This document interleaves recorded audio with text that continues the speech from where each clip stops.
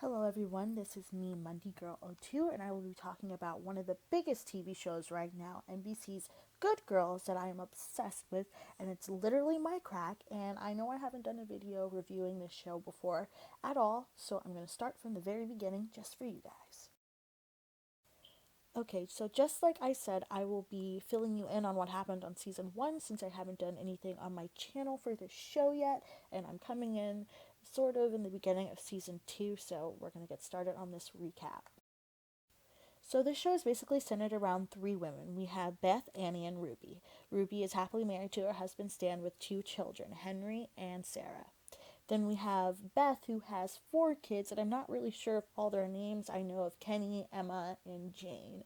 I'm not sure of what her fourth son's name is. I don't think they've ever mentioned his name, but yeah, there's that. And then we have Annie, who has a daughter, Sadie, and she is a single mother.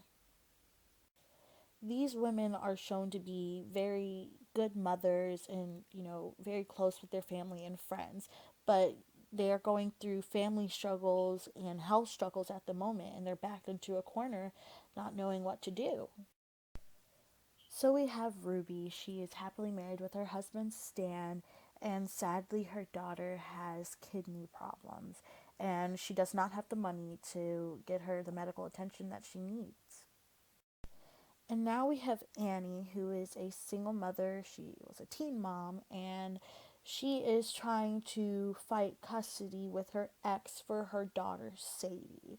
And she works at a grocery store, so, like Ruby, she does not have the money.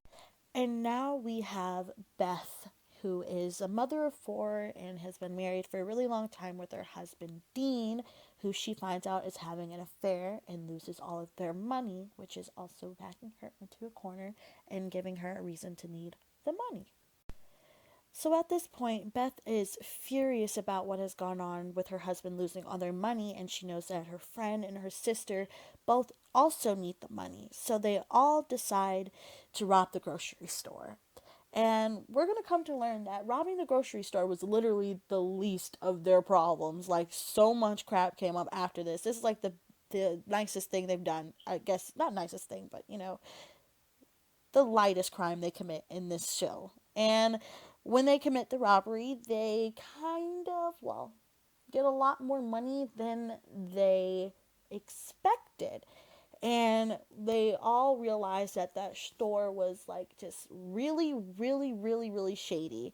So they're like, you know what? We got to be smart about this. We got to divide the money up, sit on it, be smart, be safe, and, just whatever we do, just don't talk about it.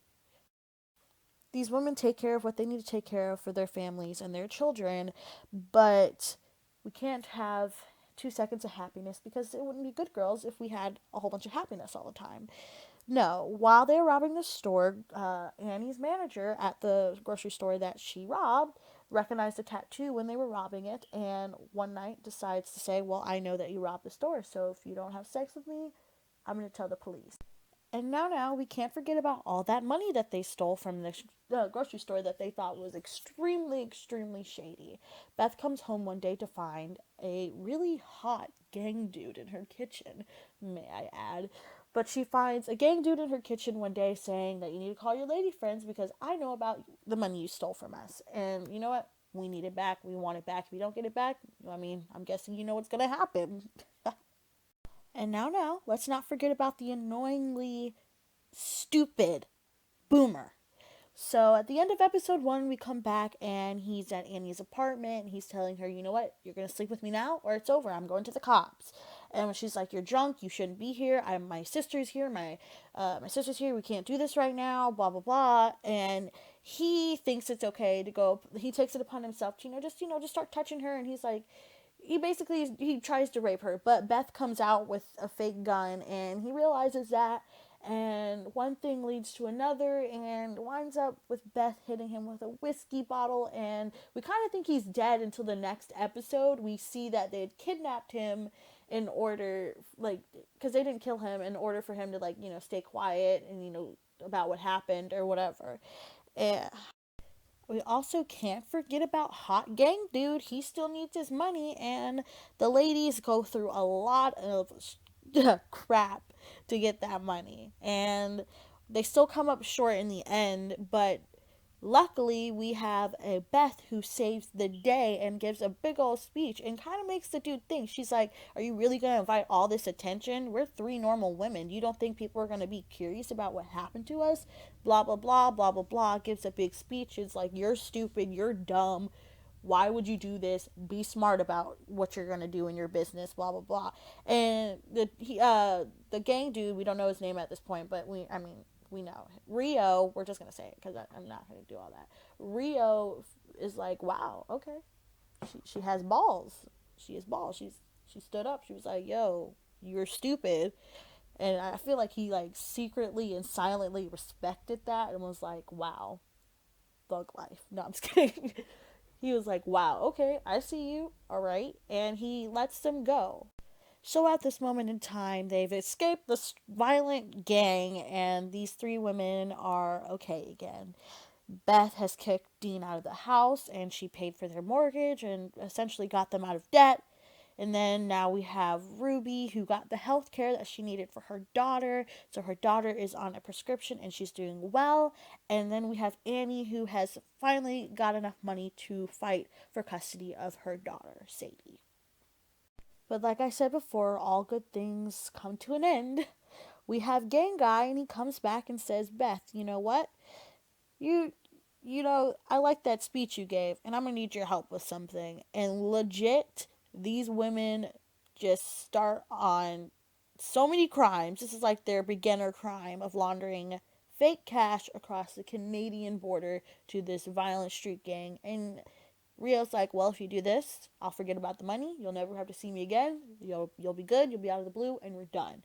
And Beth is like, okay, so legit, these women start laundering fake money for this gang. They come up with this idea at the store. They're like, well, you know what? You could clean fake money at a store. Like, this is the easiest crap you could do. Like, you don't have to deal with drug people anymore. So they literally decide to start laundering money through a store by buying things with fake cash and then returning them to get real money. And then they would get a profit of that. And the ladies, of course, basically addicted with this lifestyle now, decide to go off and keep doing it. And they're like, well, we need more. We want more. And he's like, you don't get more time. And they geniusly and also stupidly come up with the idea of laundering, with bringing other people in to launder the money. So they start a thing called secret shoppers, and these really dumb people buy it, which is kind of weird to think that somebody would buy the idea of secret shopping. It's kind of sketchy if you think about it. There's no real company or anything, but the women, they get other people to start shopping, and that basically just doubles the amount, and they get more money, the gang gets more money, and everybody's happy, except we get introduced to a new character, and we're going to come to know that this character is going to cause so much trouble for us. And so while the girls are basically living it up with this whole gang thing, there's another issue. Rio has noticed that there has been some money missing, and the girls tell him about the secret shoppers, and he says, give me a name or I'm going to pick one. And so these ladies have to find out who's been stealing money, and they come to find out that it is Mary Pat. She does not know anything about the gang or anything. She just thought it was a quick way of getting money, and Annie slipped up and said the wrong thing, and she kind of understands that they're doing something shady and blackmails them into giving her money. So that's where we are right now with Mary Pat. Along with being blackmailed by Mary Pat, they still have Boomer, who is trying to get the FBI to start an investigation on them and Gang Dude. With Boomer talking to the FBI, Rio kind of smells a rat, and he has someone in his gang who is being flipped by the feds, and he's trying to see if he was talking. So, to avoid getting caught, Rio does a smart thing and stops the money laundering and says, we're shutting down, we're stopping for right now. And this does not sit well with the girls at all, because we still have Beth, who still needs to get money for her house. We have Ruby, whose daughter needs more medication and also is trying to get a surgery for her new kidney. And then we have Annie, who's still struggling with finding money for a lawyer for her custody case. So this shutdown is bad news for everyone. So yeah, we have the three girls. Their shutdown is really killing them. They all really need money, and Beth is still dealing with stuff at home. She finds out that Dean has cancer, or that, I mean, he's lying about it, but he has cancer as far as she knows, and she's trying to figure out what she's gonna do with that. And now we still have Mary Pat, who's blackmailing them, their little friendly blackmailer, who is still trying to get money out of them. We have Annie, she still works for the douchebag who's trying to get a case on them. And then we have Ruby, who is still going through some financial struggles to get the money she needs for her daughter's kidney, and she's struggling with her marriage with her husband. And the weird thing is that Rio wants them all to do a job for him again. And they do it because they need the money. But when things don't go really well, he gets into an argument with Beth, and he just wanted to know if she was going to talk. And he was like, you know what? I'm still not going to give you your job back. It's done. We're over. It's not happening again. I can't do this with you anymore. And then we still have Boomer, who is also still talking to the FBI, but Boomer gives them uh, kind of just gives them enough information to where they're just gonna still start a case on them. So there's that. After Beth's little argument with Rio, she is determined to get this guy behind bars. She's like, he's the real criminal here. He needs to be the one to go behind bars. So they come up with the idea to expose his money laundering through the store that they robbed by robbing it again. And she says, when we rob it, we have to take some money, but only enough for Ruby to get money for her daughter's kidney. So that's what they wind up doing. The robbery goes very well, and they expose Rio, and he gets arrested. And now Ruby and Stan have enough money to get their daughter the kidney. But unfortunately for Beth, Dean gets in an accident, and through getting in the accident, she finds out that Dean was lying about having cancer the entire time, and she realizes she was just played again. So now we're back at the hospital with Stan and Ruby, and this is right before Sarah goes in for her surgery, and Stan reveals that he knows that Ruby and Beth robbed the grocery store. And that's kind of where we leave off this season and now at the end of season 1, we have Annie and Greg making amends and coming to an agreement about their daughter, so that's good. So now we come to the end of the episode where we find out that Rio made bail, and he's in Beth's house and tells her to make a decision. And this is probably the best scene of the whole season, where he gives Beth a choice: shoot me or your husband. And this is where the season leaves off. Beth with a really big choice to make.